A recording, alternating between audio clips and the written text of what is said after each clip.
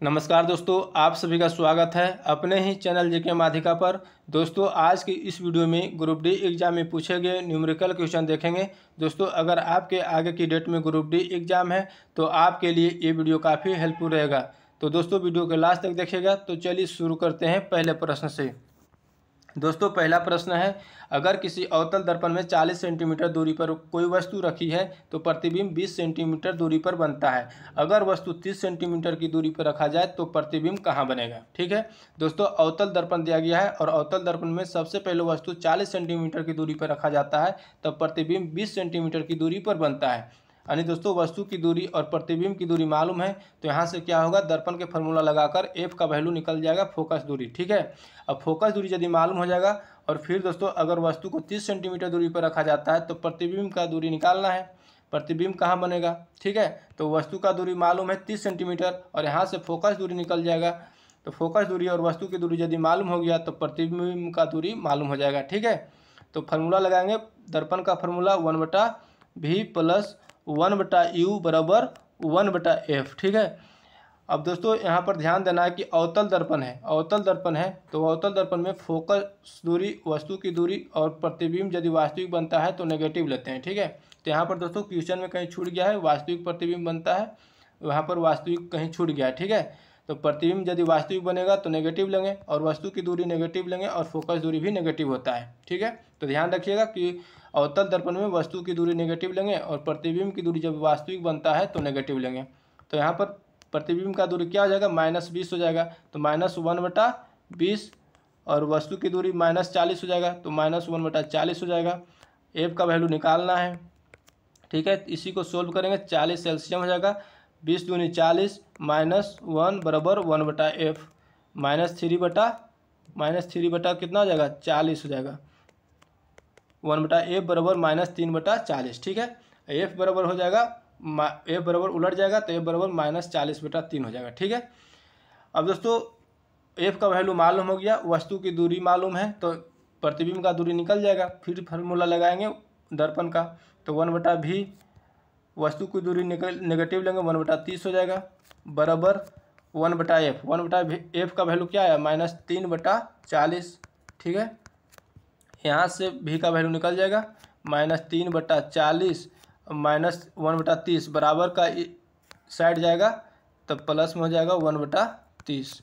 LCM लेंगे, 120 LCM हो जाएगा, 40 या 20 से -9 हो जाएगा और 30 चौके 20 से 4 हो जाएगा, -9 + 4 -5/120 कट जाएगा, 24 × 20 से -1/24 -1/24 हो जाएगा।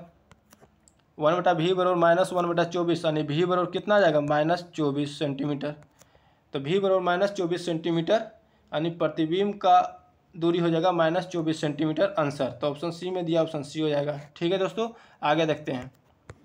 अब दोस्तों क्वेश्चन है, अगर प्रकाश की किरण हवा से पानी में प्रवेश करता है तो आपतन कोण 45 डिग्री तथा अपवर्तन कोण 30 डिग्री पर मुड़ती है तो अपवर्तनांक क्या होगा। दोस्तों अपवर्तनांक निकालना है और आपतन कोण और अपवर्तन कोण दिया गया है। तो दोस्तों स्नेल का नियम लगाएंगे, μ = यानी अपवर्तनांक बराबर sin i बटा sin r। ठीक है, sin r, अब sin i का वैल्यू 45 और sin r का वैल्यू 30 मालूम है, तो यहाँ पर रख देंगे। sin 45 डिग्री हो जाएगा यानी आई का वैल्यू, आई का कितना एंगल है, 45, तो sin 45 डिग्री और बटा sin 30 डिग्री हो जाएगा। इसी का वैल्यू रखेंगे, sin 45 का होता है 1/√2 और sin 30 का होता है 1/2, तो 1 इधर हो जाएगा, 2 ऊपर चल जाएगा, अब 2/√2 हो जाएगा। अब इस √2 को परमेकरण करेंगे तो √2 ऊपर हो जाएगा, √2 नीचे। अब √2 गुना करेंगे तो 2 हो जाएगा और 2/2 कट जाएगा, बच गया कितना, √2 बच गया। तो यह √2 हो गया अपवर्तनांक आंसर। ऑप्शन सी में दिया, ऑप्शन सी हो जाएगा। ठीक है, आगे देखते हैं। दोस्तों क्वेश्चन है, अगर किसी दर्पण में वस्तु u दूरी पर रखी है तो प्रतिबिंब की भी दूरी पर बनती है, प्रतिबिंब भी दूरी पर बनती है, तब फोकस दूरी क्या होगी।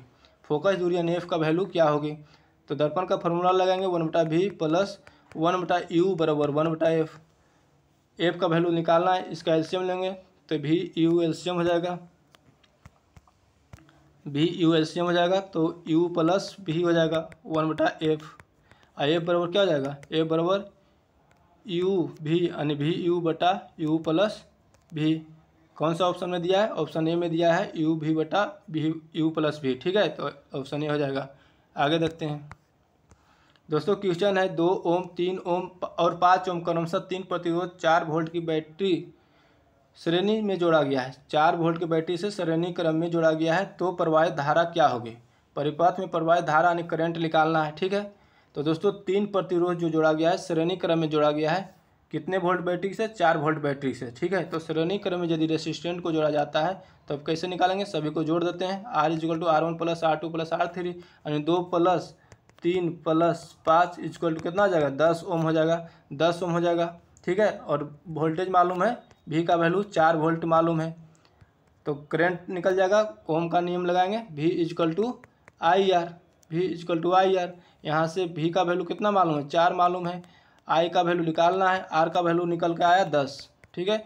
I इक्वल टू कितना हो जाएगा, 4/10, इसी को भाग देंगे 0.4 एम्पियर हो जाएगा, 0.4 एम्पियर करंट हो जाएगा, ठीक है। तो ऑप्शन बी में दिया, ऑप्शन बी हो जाएगा। आगे देखते हैं दोस्तों, क्वेश्चन है अगर किसी परिपथ में 12 वोल्ट की बैटरी लगी है तो 24 वाट पावर की ऊर्जा खर्च हो रही है। यदि परिपथ 6 वोल्ट की बैटरी से लगा दिया जाए तो पावर ऊर्जा कितना खर्च होगा, यानी पावर कितना होगा, पावर निकालना है। तो सबसे पहले दोस्तों 12 वोल्ट की बैटरी से जोड़ा गया है तो 24 वाट की पावर की ऊर्जा खर्च हो रही है, ठीक है। तो फार्मूला लगाएंगे, P equal to V I, power equal to V I. Power मालूम है कितना, 24, V का वैल्यू कितना मालूम, 12 अगुने I का वैल्यू निकालना है, 12 दूनी 24, I इक्वल टू कितना हो गया, 2 एम्पियर हो गया। अब दोस्तों 6 वोल्ट बैटरी से जोड़ दिया जाता है तब पावर कितना होगा, तो फिर फार्मूला लगाएंगे, P equal to V I. V का वैल्यू 6 है, I का वैल्यू निकल के 2 आया, 6 दूनी 12 वाट हो जाएगा, यानी 12 वाट आंसर हो जाएगा। ऑप्शन डी में दिया, ऑप्शन डी हो जाएगा, ठीक है। आगे देखते हैं दोस्तों, क्वेश्चन है विभवांतर 20 वोल्ट है, एक सर्किट के माध्यम से 5 सेकंड में प्रवाहित होने वाले विद्युत आवेश की मात्रा 15 कूलम है, तो पावर क्या होगा, पावर शक्ति निकालना है, ठीक है। दिया गया दोस्तों विद्युत आवेश की मात्रा दिया गया है 15 कूलम, यानी इलेक्ट्रिक चार्ज दिया गया है 15 कूलम और समय दिया गया है 15 सेकेंड, ठीक है। तो यहाँ से दोस्तों पावर इक्वल क्या होता है, पावर इक्वल टू वी आई होता है। तो दोस्तों यहाँ से V का वैल्यू तो मालूम है लेकिन I का वैल्यू नहीं है मालूम, तो I का वैल्यू निकल जाएगा, इससे निकल जाएगा Q इक्वल टू यानी आवेश बराबर होता है IT यानी I करंट हो गया, T समय हो गया, और Q का वैल्यू यानी आवेश इलेक्ट्रिक चार्ज कितना मालूम, 15, 15 बराबर हो जाएगा I अगुने T, 5 है, 5 या 15, I बराबर करंट बराबर कितना हो जाएगा, 3 एम्पियर आ गया। अब दोस्तों 3 एम्पियर I का वैल्यू मालूम हो गया तो पावर निकल जाएगा, V का वैल्यू कितना है, 20 है, और I का वैल्यू 3 आया है, तो 20 दिया 60 वाट हो जाएगा आंसर। तो 60 वाट ऑप्शन बी में दिया, ऑप्शन बी हो जाएगा, ठीक है। आगे देखते हैं दोस्तों, क्वेश्चन है 10 ओम 20 ओम और 30 ओम के 3 प्रतिरोध समांतर में 220 वोल्ट बैटरी से जोड़ा गया है, तो 20 ओम प्रतिरोध से कितना धारा प्रवाहित होगा। अब दोस्तों 3 प्रतिरोध है जो समांतर में जोड़ा गया है और 220 वोल्ट की बैटरी से जोड़ा गया है, ठीक है। निकालना है दोस्तों 20 ओम प्रतिरोध से कितना धारा प्रवाहित होता है, ठीक है। तो सबसे पहले दोस्तों फिगर बना लेते हैं।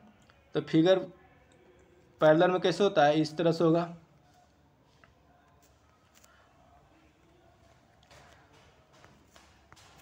बैटरी से जोड़ दिया गया है, 220 वोल्ट के बैटरी से जोड़ा गया है, ठीक है। 220 वोल्ट, ये प्लस या माइनस होता है। अब दोस्तों पहला 10 ओम 20 ओम और 30 ओम 3 प्रतिरोध जो है समांतर में जोड़ा गया है, ठीक है। निकालना है दोस्तों 20 ओम यानी इस रेसिस्टेंस से कितना धारा प्रवाहित होगा, यानी 20 ओम के प्रतिरोध से कितना धारा प्रवाहित होगा निकालना है, ठीक है। तो ध्यान रखिएगा दोस्तों, अगर दोस्तों श्रेणी क्रम में समांतर क्रम में यदि जोड़ा जाएगा, रेसिस्टेंट को यदि पैरेलल में जोड़ा जाएगा तो सभी में वोल्टेज समान जाएगा, ठीक है। सभी में वोल्टेज बराबर जाएगा, यानी 220 वोल्ट सभी में जाएगा, इसमें भी 220 वोल्ट जाएगा और इसमें भी 220 वोल्ट जाएगा और इसमें भी जाएगा, यानी तीनों में 220 वोल्ट जाएगा, ठीक है। तो निकालना है 220 ओम का, तो 20 ओम का निकालना है, तो इसका निकालना है। तो दोस्तों इसमें भी 220 वोल्ट जा रहा है, तो वोल्टेज मालूम हो गया, रेसिस्टेंट मालूम हो गया, धारा निकल जाएगा, V इक्वल टू IR।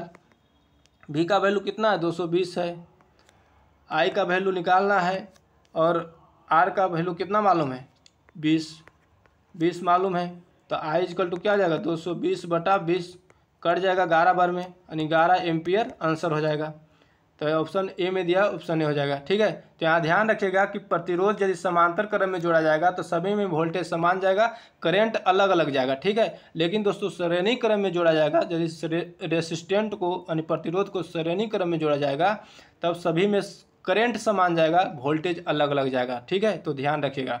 आगे देखते हैं दोस्तों, क्वेश्चन है अगर वोल्टेज समान है तो पहली बार 2 ओम के 4 प्रतिरोध श्रेणी में तथा दूसरी बार सभी प्रतिरोध यानी सभी प्रतिरोध को समांतर में जोड़ा गया है, तो प्रवाहित धारा का अनुपात क्या होगा, यानी करंट का अनुपात निकालना है। एक बार दोस्तों श्रेणी क्रम में जोड़ा गया है और दूसरी बार दोस्तों समांतर में जोड़ा गया है, तो दोनों से जो करंट निकल के आएगा तो दोनों का अनुपात निकालना है, दोनों करंट का अनुपात निकालना है। ठीक है, और वोल्टेज क्या है दोनों में समान है। ठीक है, तो सबसे पहले निकाल लेंगे श्रेणी क्रम में। श्रेणी क्रम में जोड़ा गया, पहला बार श्रेणी क्रम में जोड़ा गया तो इसको मान लेते हैं R1, और श्रेणी क्रम में बताए हैं सभी का प्रतिरोध जुड़ जाता है। तो 2 ओम का 4 प्रतिरोध है, तो 2 + 2 + 2 + 2 कितना हो जाएगा 8 हो जाएगा, 8 ओम हो जाएगा। ठीक है, अब यहाँ से करंट निकलेगा तो I1 इसको ले लेते हैं, I1 = V/R। V का वैल्यू तो V रहेगा, R का वैल्यू निकल के 8 आया। ठीक है, तो यहाँ से करंट I1 निकल गया। अब दोस्तों समांतर में जोड़ा जाता है, यदि समांतर में जोड़ा जाता है तब करंट के निकालेंगे। तो सबसे पहले समांतर में प्रतिरोध निकालेंगे 1/R बराबर 1/R1 + 1/R2 + 1/R3 + 1/R4। सभी को जोड़ेंगे तो 4/2 हो जाएगा, 2 दूनी 4, इसका आ गया 2, यानी R = हो जाएगा 1/2 ओम। ठीक है, यानी R2 इसका मान लेते हैं R2। ठीक है, तो I2 I2 निकल जाएगा यहाँ से V/R। R का वैल्यू कितना है 1/2, यानी 1 और 2 ऊपर हो जाएगा, यानी 2 वोल्ट हो जाएगा इसका। ठीक है, अब I1 इतना आ गया, I2 इतना आ गया, दोनों का रेशियो निकालना है। तो दोनों का रेशियो निकालेंगे, I1/I2 बराबर क्या आ जाएगा, I1 V/8 मालूम है और I2 2 भी मालूम है, भी कट गया, कितना बच गया 1/16 हो गया, यानी 1:16 आंसर आ जाएगा। ऑप्शन बी में दिया, ऑप्शन बी हो जाएगा। ठीक है, आगे देखते हैं दोस्तों, क्वेश्चन है अगर R प्रतिरोध वाले तार की लंबाई 3 गुना कर दिया जाए तो अनुप्रस्थ काट का क्षेत्रफल कितना बढ़ाया जाए कि प्रतिरोध में कोई परिवर्तन नहीं होगा। तो दोस्तों प्रतिरोध जो है, प्रतिरोध R प्रतिरोध है, R प्रतिरोध वाले तार की लंबाई 3 गुना कर दिया जाए और अनुप्रस्थ काट का क्षेत्रफल कितना बढ़ाया जाए कि प्रतिरोध में कोई परिवर्तन नहीं होगा, R का वैल्यू में कोई परिवर्तन नहीं होगा। तो इसका फॉर्मूला तो R = ρL/A होता है। L जो लंबाई, तार की लंबाई, A है एरिया, क्रॉस सेक्शनल एरिया। ठीक है, अब बोल रहा है कि तार की लंबाई 3 गुना कर दिया जाए, यानी L की लंबाई 3 गुना कर दिया जाए, तब एरिया कितना बढ़ाएंगे कि R के बराबर हो जाएगा। तो R' = ρ, L को क्या कर रहा है 3 गुना, तो 3L हो जाएगा एरिया। अब दोस्तों यहाँ पर एरिया कितना बढ़ाएंगे कि ρL/A आ जाएगा, यानी R के बराबर आएगा। तो दोस्तों यदि एरिया को 3 गुना कर देते हैं तो 3 से 3 कट जा रहा है। ठीक है, तो कितना बच गया ρL/A, और ρL/A किसके बराबर है R के बराबर, यानी R' R हो जाएगा। तो दोनों बराबर हो गया। ठीक है, कोई परिवर्तन प्रतिरोध में नहीं हो रहा है। तो क्या किए दोस्तों, एरिया को 3 गुना कर दिए। ठीक है, तो एरिया को 3 गुना बढ़ाया जाएगा तब प्रतिरोध में कोई परिवर्तन नहीं होगा। तो ऑप्शन सी में दिया, ऑप्शन सी हो जाएगा। ठीक है, आगे देखते हैं दोस्तों, क्वेश्चन है उत्तल दर्पण में कोई सिक्का का व्यास 4 सेंटीमीटर है। अगर सिक्का 30 सेंटीमीटर दूरी पर रखी जाती है और उसकी फोकस दूरी 45 सेंटीमीटर है तो प्रतिबिंब की ऊंचाई कितना होगा। प्रतिबिंब की ऊंचाई निकालना है।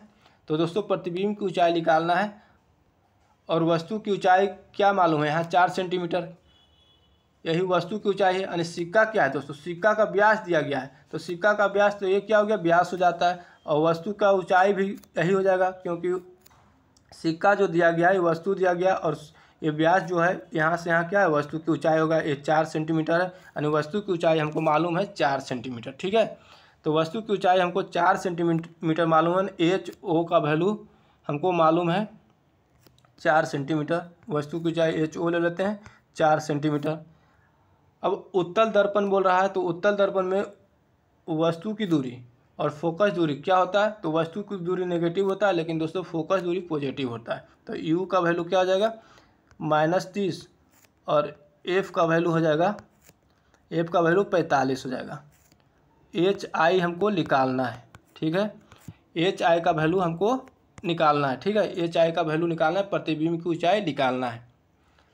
अब प्रतिबिंब का ऊंचाई कैसे निकलेगा, तो हम दोस्तों जानते हैं आवर्धन एम बराबर होता है प्रतिबिंब की ऊंचाई बटा वस्तु की ऊंचाई, ठीक है। तो यहाँ पर प्रतिबिंब की ऊंचाई निकालने के लिए हमको एम का वैल्यू मालूम करना पड़ेगा, क्योंकि एच ओ का वैल्यू तो मालूम है, लेकिन एम का वैल्यू आवर्धन मालूम नहीं है। तो आवर्धन दोस्तों यदि वस्तु की दूरी और प्रतिबिंब की दूरी मालूम रहता है, तब दर्पण में आवर्धन होता है -v/u, -v/u। अब v का वैल्यू तो यहाँ मालूम नहीं है, लेकिन u का वैल्यू तो मालूम है। यदि v का वैल्यू मालूम हो जाएगा तो m का वैल्यू मालूम हो जाएगा, ठीक है। तो v का वैल्यू कहाँ से निकालेंगे, तो दर्पण का फार्मूला लगाएंगे, u और f मालूम है, तो दर्पण का फार्मूला लगाकर v का वैल्यू निकाल लेंगे। तो 1/v प्लस होता है, तो प्लस यहाँ पर वस्तु का दूरी माइनस दिया तो 1/30 हो जाएगा, -1/30 बराबर 1/45 हो जाएगा, ठीक है। इसी को सोल्व करेंगे तो 1/45 प्लस 1/30 एलसीएम निकालेंगे, तो एलसीएम हो जाएगा 90, 45 दूनी 90, 30 तिया 90, 30 तिया 90 यानी 3 2 5/90 हो जाएगा। कट जाएगा 18/95 यानी 1/18 आ जाएगा, यानी भी का वैल्यू हमको मालूम हो गया 18, ठीक है। प्रतिबिंब का दूरी मालूम हो गया और वस्तु की दूरी मालूम है, तो यहाँ एम का वैल्यू निकल जाएगा, तो एम का वैल्यू निकल जाएगा, तो भी का वैल्यू कितना आया 18 आया, तो 18 हो जाएगा। वस्तु की दूरी -30 है, -30 है, ठीक है। कट जाएगा 3 6 18, 3 दूनी 6 5 दूनी 3/5, अब माइनस माइनस प्लस हो जाएगा, तो कितना बच गया 3/5 बच गया।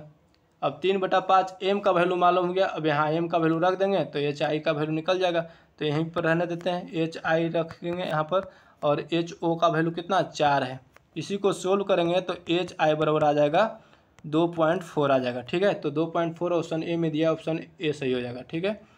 आगे देखते हैं दोस्तों, क्वेश्चन है एक उत्तल लेंस जिसका फोकस दूरी 20 सेंटीमीटर है और दूसरा अवतल लेंस जिसका फोकस दूरी 50 सेंटीमीटर है, दोनों एक दूसरे से सटा है, दोनों लेंस की समतुल्य क्षमता क्या होगा, दोनों का समतुल्य क्षमता निकालना है, ठीक है, दोनों का कुल क्षमता निकालना है।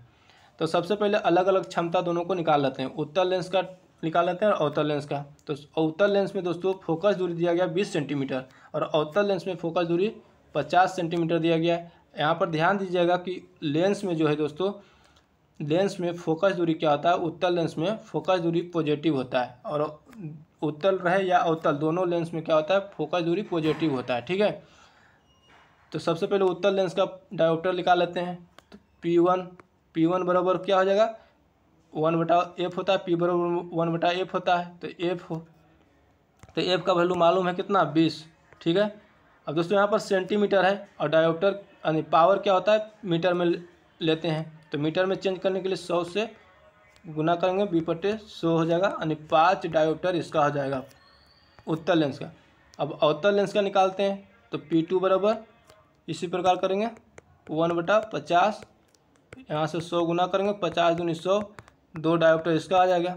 अब समतुल्य क्षमता निकालना है, तो दोनों यदि सटा हुआ है तो दोनों को जोड़ देंगे पावर, तो P1 + P2 यानी 5 + 2 बराबर 7 डायोप्टर, ठीक है। तो 7 डायोप्टर ऑप्शन सी में दिया, ऑप्शन सी हो जाएगा।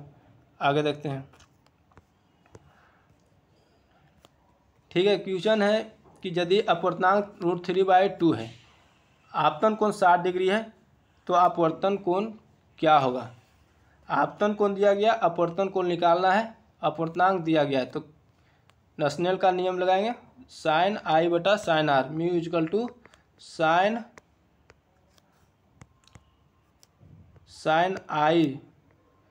I/sin r, ठीक है। sin r का वैल्यू निकालना है, I का वैल्यू मालूम है 60 डिग्री, ठीक है। अब म्यू का वैल्यू मालूम है √3/2, तो वैल्यू रखेंगे √3/2 बराबर sin आई, यानी आई का वैल्यू 60 है। साइन 60 डिग्री का वैल्यू कितना हो जाएगा? साइन 60 का वैल्यू होता है √3/2, √3/2 साइन आर निकालना है, आर का वैल्यू निकालना है, ठीक है।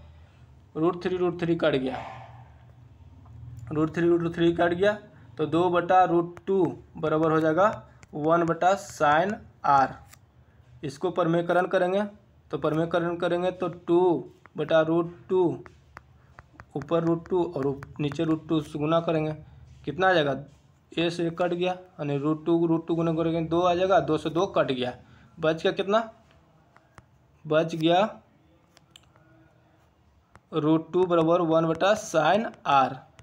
अब साइन आर बराबर क्या हो जाएगा? साइन आर बराबर 1/√2।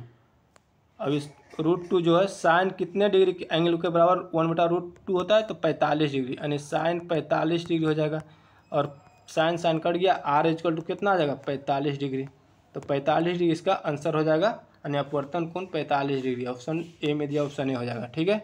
आगे देखते हैं दोस्तों। क्वेश्चन है, अगर किसी अवतल दर्पण में 30 सेंटीमीटर दूरी पर वस्तु रखी है और फोकस दूरी 20 सेंटीमीटर है, तो दर्पण का आवर्धन कितना होगा? आवर्धन निकालना है। आवर्धन बराबर क्या होता है? एम इक्वल टू होता है दर्पण में -v/u होता है, ठीक है। अब दोस्तों यहाँ पर दिया गया वस्तु की दूरी और फोकस दूरी दिया गया है। यहाँ पर मालूम करना होगा आवर्धन निकालने के लिए प्रतिबिंब की दूरी और वस्तु की दूरी। तो वस्तु की दूरी तो मालूम है, प्रतिबिंब की दूरी मालूम नहीं है, तो दर्पण का फॉर्मूला लगाकर निकाल लेंगे v का वैल्यू। तो 1/v, और अवतल दर्पण है तो अवतल दर्पण में वस्तु की दूरी और फोकस दूरी दोनों नेगेटिव लेते हैं, तो 1/30 बराबर -1/20। सोल्व करेंगे इसी को, -1/20 माइनस माइनस प्लस इधर चल जाएगा तो प्लस हो जाएगा। इसको सोल्व करेंगे तो एलसीएम हो जाएगा 60, 20 दिया 60 प्लस 30 दूनी 60 -1/60। भी इक्वल टू कितना हो जाएगा? -60 सेंटीमीटर। और प्रतिबिंब का दूरी मालूम हो गया, वस्तु की दूरी मालूम है, यहाँ वैल्यू रखेंगे तो माइनस कितना आ गया? -30 -60 आ गया, -60 यू का वैल्यू -30, माइनस माइनस कर गया 30 दूनी 60, कितना हो गया? -2। तो -2 इसका आंसर आ जाएगा, ऑप्शन ए में दिया, ऑप्शन ए हो जाएगा, ठीक है। आगे देखते हैं दोस्तों। क्वेश्चन है, अगर पानी का अपर्तनांक 1.33 है तथा वस्तु की वास्तविक गहराई 30 सेंटीमीटर है, तो वस्तु की आभासी गहराई क्या होगा? आभासी गहराई निकालना है। तो दोस्तों फार्मूला होता है अपवर्तनांक इक्वल टू वास्तविक गहराई बटा आभासी गहराई। वास्तविक गहराई बटा आभासी गहराई होता है, ठीक है। इसका फार्मूला होता है, अब वैल्यू रखेंगे 1.33। वास्तविक गहराई मालूम है 30, इसको निकालना है आभासी गहराई x ले लेते हैं, ठीक है। अब इसी को सोल्व करेंगे तो x का वैल्यू आ जाएगा 22.5। तो ऑप्शन बी में दिया, ऑप्शन बी हो जाएगा, ठीक है। आगे देखते हैं दोस्तों। आखिरी सवाल है, क्वेश्चन है कि अगर जल का अपर्तनांक 1.33 है और प्रकाश की किरण हवा से आ रही है तो यह झुकती है, किधर झुकती है?